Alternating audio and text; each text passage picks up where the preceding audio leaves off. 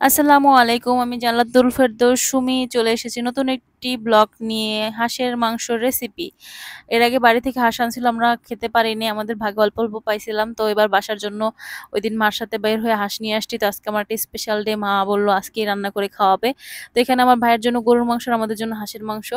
তো এখানে পেঁয়াজ, রসুন, আদা রসুন, তারপর জিরা, হলুদ, মরিচ সব ধরনের মশলা দিয়ে মা সব মাখায় নিবে। আমি এর আগেও হাঁসের রেসিপি দিছি। আমার মা একেক দিন একেকভাবে রান্না করে। যখন যেভাবে পারে, যখন যেভাবে তার মন চায় আরকি, শরীরের উপর নির্ভর করে কখন কিভাবে রান্না করবে।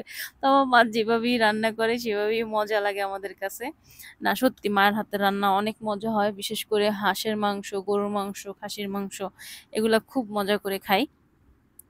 আর খাবার আমার খুব পছন্দ তো। আমি সব ধরনের খাবার খাইতে পছন্দ করি। হালাল সব খাবারই খাই। আর মায়ের হাতের হইলে তো কোনো কথাই নেই। আর হইছে আমার ফেভারিট হাঁসের মাংস। তাহলে তো আরো কথা নাই।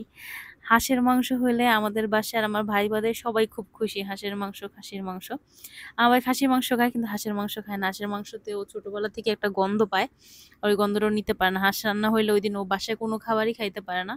তাও গরুর মাংস করা হয়েছে ওর জন্য। এটা অল্প একটু খাবে, বেশি খাইতে পারে না ও। হাঁসটাও দেখতেই পারে না। তো এখানে মা রোস্টের জন্য মুরগিটা পানি ঝরায় নিছিল। এখানে আদা রসুন, একটু দুধ আর একটু লবণ দিয়ে মা এটারে মেরিনেট করে রাখবে। এখানে টক দই দেয়। ওইদিন মনে হয় টক দই ছিল না, এজন্য দুধ দিয়ে মেরিনেট করে রাখছে। এটা মেরিনেট হইতে থাকবে যতক্ষণ এটা রান্না হবে। হাঁসের মাংস আর গরুর মাংস যতক্ষণ রান্না হবে ততক্ষণ এটা ম্যারিনেট হইতে থাকবে। এদিক থেকে হাঁসের মাংস কষানো হইতেছে। এখানে কিন্তু কোনো পানি অ্যাড করে নাই, কষানো হলে পানি অ্যাড করবে। আর হাঁসটা এত তেল ছিল, এত তেল উঠছে বলার বাইরে। তেল কিন্তু মা রান্নার সময় একদম অল্প দিছে। হাঁসটা কোটার সময় চামড়াগুলো এত মোটা, প্রচুর তেল ছিল, একদম চর্বিযুক্ত আমার মতো চর্বিতে ভরা। তো এখানে কষানো হয়ে গেছে, মা পানি দিয়ে দিছে। এই গরুর মাংস পানি দিয়ে দিছে। হাঁসের মাংস রান্না হলে মা রোস্টটা বসায় দিবে। এই যে হাঁসের মাংস রেডি রান্না পুরা। এখন মা রোস্ট বসায় দিচ্ছে। রোস্টগুলো আগে ভেজে নিবে, মচমচা করে ভেজে একদম ভাজা ভাজা করে ফেলবে, লাল লাল করে ভাজবে আর কি। তারপরে যে পেঁয়াজ, আদা রসুন, জিরা, ধইনা গুঁড়া, তারপর কাঁচা মরিচ, তারপর রোস্টের মশলা, মরিচ গুঁড়া, এগুলো সব কিছু দিয়ে মা একদম ভাজা ভাজা করে নিবে মশলাটা। তারপর দুধ দিয়ে দিবে, মুরগি দিয়ে দিবে।